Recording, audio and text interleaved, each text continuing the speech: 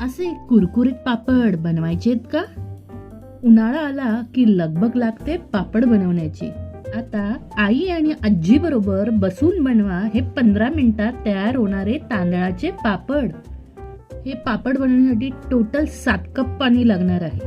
पहिल्यांदा कढईमध्ये 1 वाटी तांदळाचं पीठ घेऊन त्याच्यात 2 कप पाणी घालून मिश्रण चांगलं मिक्स करून घ्यायचं आहे. मिक्स झाल्यावर उरलेले 5 कप पाणी त्याच्यामध्ये घालायचं आहे. मग हे मिश्रण गॅसवर ठेवायचं आहे आणि व्यवस्थित शिजवून घ्यायचं आहे. झाकण ठेवून थोडं झाकण पोकळ ठेवायचं आहे. बरोबर 15 मिनिटं हे मिश्रण शिजवून घ्यायचं आहे. तर या मिश्रणात तीळ, लाल तिखट, जिरं आणि चवीपुरतं मीठ घालायचं आहे. या पापडांना पापड खारची देखील गरज नाही. हे मिश्रण रेडी झाल्यावर याचे गोल गोल पापडाचे आकार करून घ्यायचे आहेत.